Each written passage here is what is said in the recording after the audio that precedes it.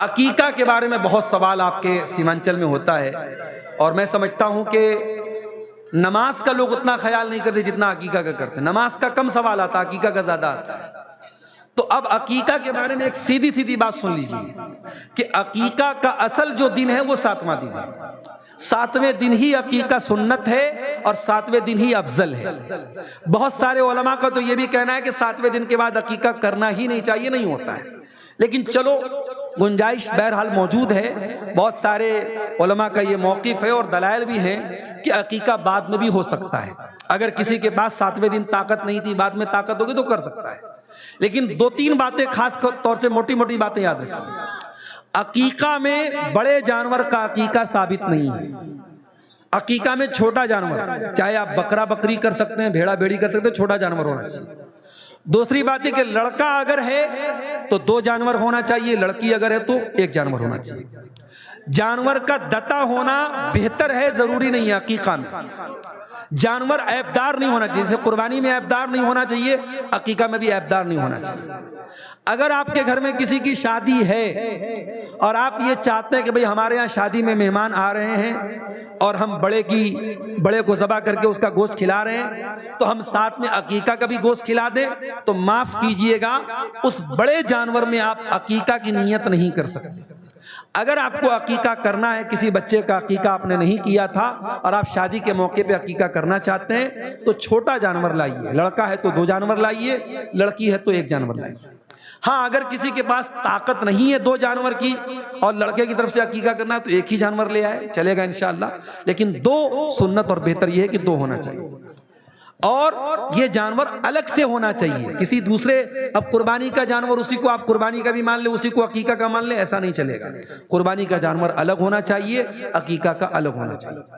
عقیقہ کے ٹائم کی کوئی خاص دعا ثابت نہیں ہے۔ آپ سب صرف دل میں نیت کر لیں، ارادہ کر لیں کہ یہ عقیقہ میں کر رہا ہوں اپنے بچے کی طرف سے، اے اللہ تو قبول فرما لے، بس یہ دل میں نیت کر لیں۔ اور چھری چلانے کے ٹائم بسم اللہ اللہ اکبر پڑھ کے آپ ذبح کر دیں، انشاءاللہ آپ کا عقیقہ ہو جائے گا۔ عقیقہ کے گوشت کو ماں باپ خود بھی کھا سکتے ہیں، بچہ خود بھی کھا سکتا ہے، رشتہ داروں کو بھی کھلا سکتے ہیں، پورا گوشت غریبوں کو بانٹنا چاہے بانٹ سکتے ہیں، مدرسے میں دینا چاہے دے سکتے ہیں، کوئی حرج کی بات انشاءاللہ نہیں۔ پسند تھی نا انصافی کرنا، نا انصافی کرنا۔ اگر آپ کو سماج میں فیصلہ کرنے کا اختیار دیا گیا، آپ کو پنچ بنایا گیا، آپ کو لوگوں کے بیچ میں فیصلہ کرنا ہے، تو کہیں ایسا نہ ہو کہ جو پیسے والا ہے، جو طاقت والا ہے، جس کا ورچسو ہے، جس کے پاس طاقت ہے، آپ اس کا ساتھ دیں۔ نہیں، نبی نے انصاف کا ساتھ دینے کا حکم دیا ہے۔ نبی کے دور میں ایک عورت نے چوری کی، اس عورت کا نام فاطمہ تھا، اور وہ کون سے قبیلے کی تھی؟ قبیلہ بنو مخزوم کی عورت تھی۔ قبیلہ بنو مخزوم کون سا قبیلہ تھا؟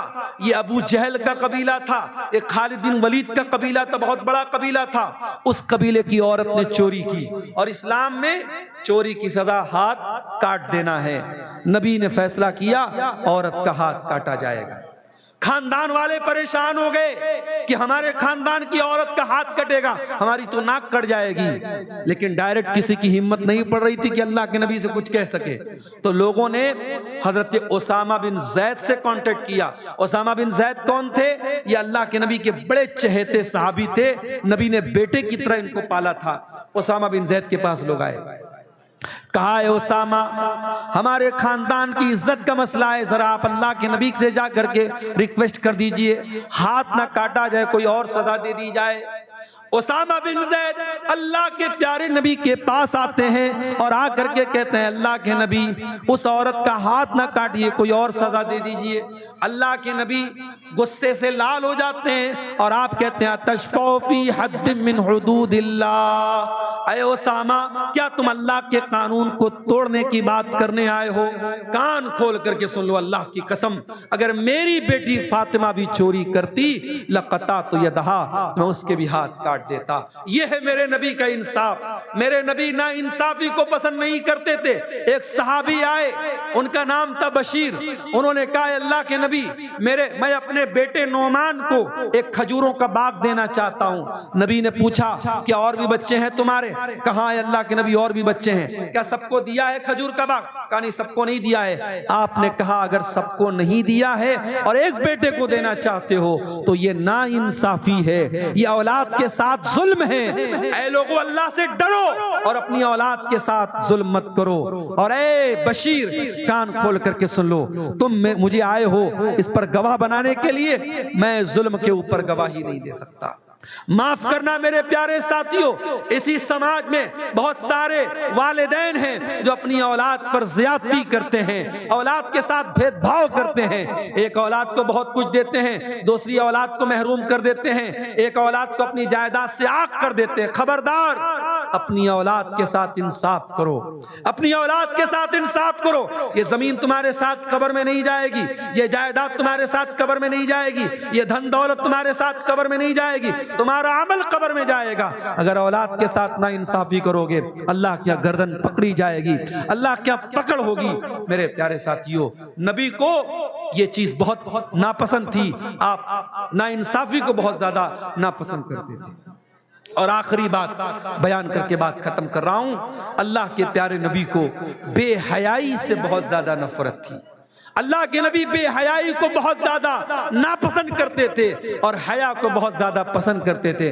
نبی حیا والے تھے، نبی حیا والے تھے۔ صحابہ کہتے ہیں اللہ کے نبی کنواری لڑکی سے زیادہ شرمیلے تھے، کبھی کوئی گندی بات آپ کی زبان سے نہیں نکلتی تھی، کسی پرائی عورت کو کبھی آپ نے ٹچ نہیں کیا۔ عورتیں آتی تھیں آپ کے پاس بیعت کرتی تھیں، پردے کے اس پار عورت ہوتی تھی، اس پار اللہ کے نبی ہوتے تھے، پردے سے بیعت کرتے تھے، کبھی کسی غیر محرم عورت کو آپ نے ٹچ نہیں کیا۔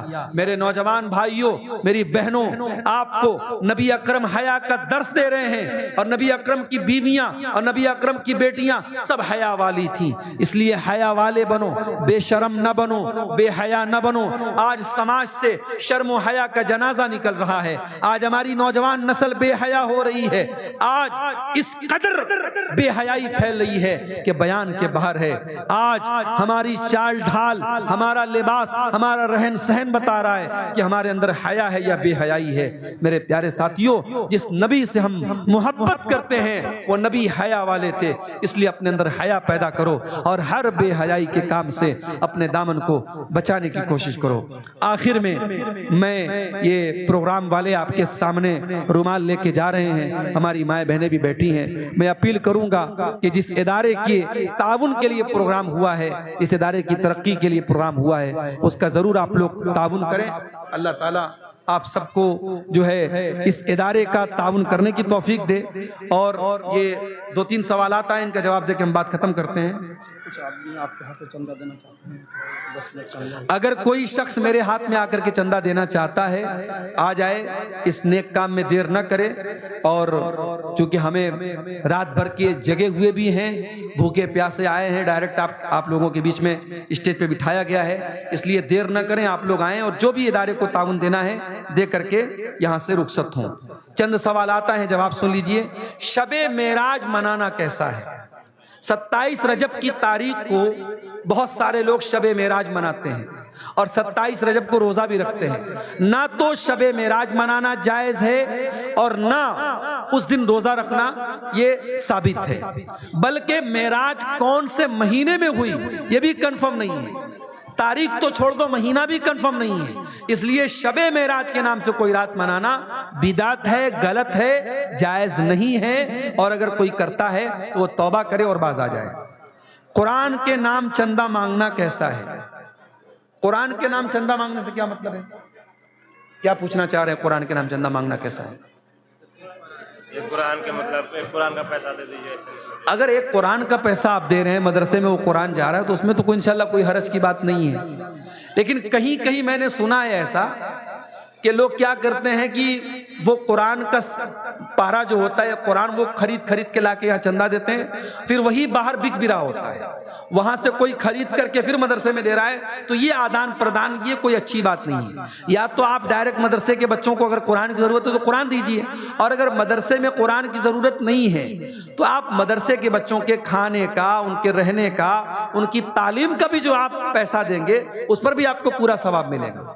اس لیے جو ہے اس کے ثواب میں کوئی کمی نہیں ہوگی. اگر قرآن کی ضرورت ہے تو قرآن دیجئے، ورنہ اس کی کوئی ضرورت نہیں ہے. روزے کی حالت میں بیوی کو بوسہ لینا کیسا ہے؟ جائز ہے، شرط یہ ہے کہ انسان اپنے اوپر کنٹرول رکھ سکتا ہو. ایسا نہ ہو کہ بوسہ لینے کے بعد وہ بیوی کے اوپر واقع ہو جائے اور اس کو کفارہ دینا پڑے. اگر بوسہ لینے کے بعد انسان اپنے آپ کو کنٹرول کر سکتا ہے تو انشاءاللہ کوئی حرج کی بات نہیں ہے. اللہ کے پیارے نبی صلی اللہ علیہ وسلم سے اس کا ثبوت ملتا ہے. جوتا یا چپل پہن کر جنازے کی نماز پڑھ سکتے ہیں یا نہیں؟ پڑھ سکتے ہیں، لیکن ایک بات یہ دیکھ لیجئے کہ جوتا یا چپل میں گندگی تو نہیں لگی ہے. جوتا یا چپل میں کبھی کبھی ایسا ہوتا ہے آپ راستے میں جا رہے ہیں، کہیں گندگی ہے تو وہ لگ جاتی ہے. تو جوتا چپل کو نماز پڑھنے کے پہلے ایک بار زمین پر رگڑ دیجئے، اس کو دھونے کی ضرورت نہیں ہے. آپ ایک بار زمین پر رگڑ لیں گے انشاءاللہ وہ پاک ہو جائے گا اور آپ اس کو پہن کر کے نماز پڑھ سکتے ہیں. کس عمر میں شادی کرنا چاہیے؟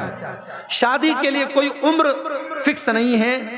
ہمارے بھارت سرکار میں لڑکیوں کی 18 سال اور لڑکوں کی 21 سال کی عمر جو ہے بھارت سرکار کے قانون کے حساب سے طے ہے. اسلامی اگر آپ قانون کی بات کریں، شریعت کی بات کریں، تو ہماری شریعت میں یہ بتایا گیا کہ انسان جب بالغ ہو جائے، لڑکی کو جب مینسز آنے لگے تو وہ بالغ ہو جاتی ہے، اور لڑکے کو جب زیر ناف بال آ جائیں، داڑھی مچھ کے بال آ جائے تو بالغ ہوتا ہے. بالغ ہونے کے بعد، اور صرف بالغ ہونا کافی نہیں ہے، مطلب اس لائق ہو جائے کہ انسان گھر گرہستی کی ذمہ داری. بعض لڑکے جو ہیں وہ بالغ تو ہو جاتے ہیں مگر ان کا بچپنا اور لڑکپن قائم رہتا ہے، تو وہ عمر جو ہے مناسب نہیں. جب انسان بالغ ہو جائے اور میچیور ہو جائے، ذمہ داری اٹھانے کے قابل ہو جائے، تو اس کی فوراً شادی کر دینی چاہیے.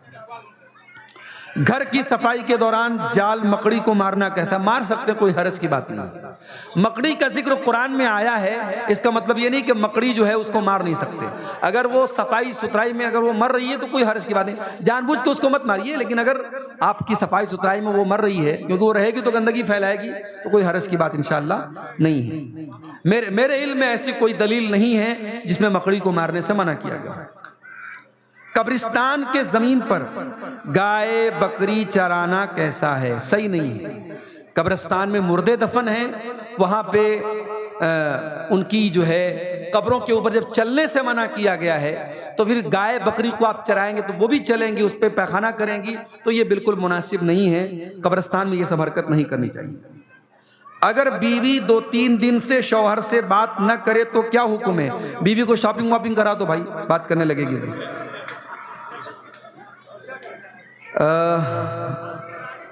آپ سے گزارش یہ ہے کہ جلسے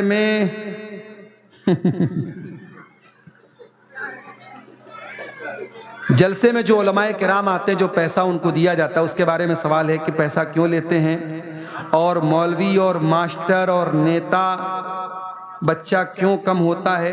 دیکھیے بھئی، اگر آپ یہ چاہتے ہیں کہ جو مولوی لوگ تقریر کرنے آئیں وہ فری میں تقریر کریں اور فی سبیل اللہ چلے جائیں، تو بھائی پھر ان کے بیوی بچوں کو کون پالے گا؟ ایک بات. دوسری بات یہ ہے کہ آپ یہ جلسہ کراتے، پنڈال والے کو آپ نے چارج دیا، اس سے تو نہیں پوچھا بھائی تو پیسہ کیوں لیتا ہے. مائک والے کو آپ چارج دیتے، اس سے تو نہیں پوچھتے پیسہ تو کیوں لیتا ہے. تو سارے لوگوں کو دینے کے لیے آپ کے پاس پیسہ ہے، اور مولوی کے لیے آپ یہ سوال بنا کے پوچھ رہے ہیں.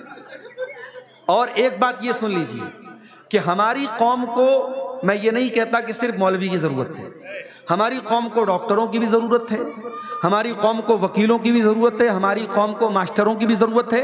سب ہر فیلڈ میں ہماری قوم کے لوگ آگے بڑھیں، اور الحمدللہ آگے بڑھ رہے ہیں. ایسا نہیں ہے، آپ کے اسی سیمانچل کی دھرتی سے بہت بڑے بڑے پروفیسر پیدا ہوئے ہیں، بہت بڑے بڑے ڈاکٹر پیدا ہوئے ہیں.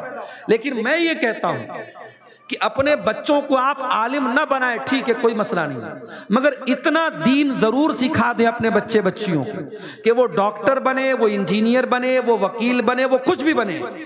اللہ کو نہ بھولے، ایمان کو نہ بھولے، اپنی آخرت کو نہ بھولے، اس لائق بنا دو.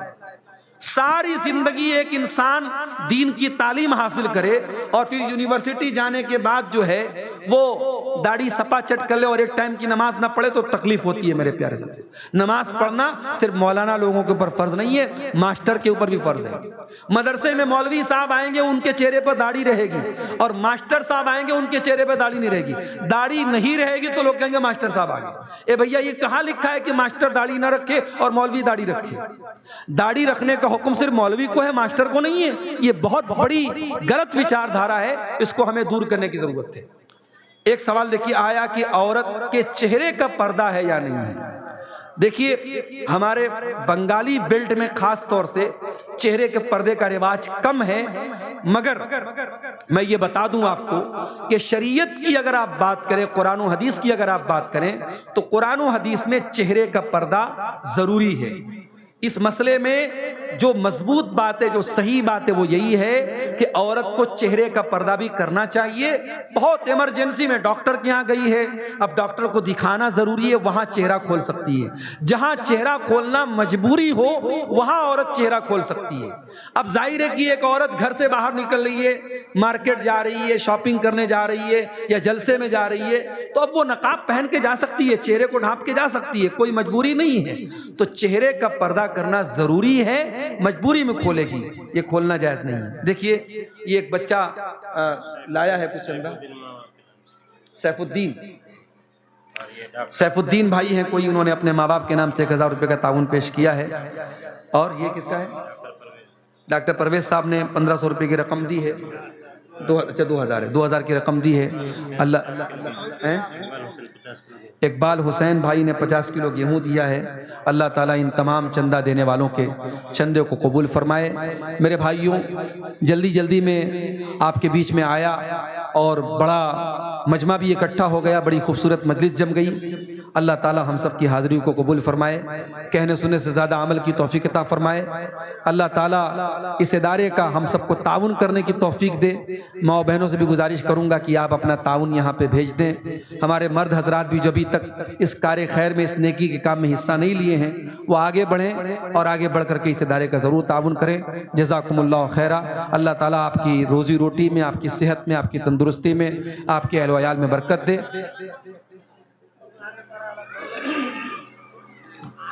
بیت الخلاء میں موبائل لے جانا کیسا ہے اگر اس میں قرآن لوڈ ہے تو؟ دیکھیے، قرآن لوڈ ہے تو لے جا سکتے ہیں، قرآن بج رہا ہے تو نہیں لے کے جا سکتے۔ اس کی مثال ایسے سمجھیے کہ جیسے کوئی حافظ قرآن ہے تو اس کے سینے میں قرآن لوڈ ہے تو کیا وہ بیت الخلاء نہیں جائے گا؟ جائے گا۔ تو موبائل کی اسٹوریج میں قرآن اگر ہے تو کوئی حرج کی بات نہیں ہے، لیکن اس کے وال پیپر پہ اچھا یہ بچہ آیا ہے، کچھ چندہ اس نے اپنی 2 خالہ کے نام سے دیے جن کا انتقال ہو گیا ہے، اور بڑے ابو کا انتقال ہو گیا ہے۔ اللہ تعالیٰ ان لوگوں کی مغفرت فرمائے، اور اس نے اپنی طرف سے بھی چندہ دیا ہے۔ اللہ تعالیٰ اس بچے کے جذبے کو قبول فرمائے۔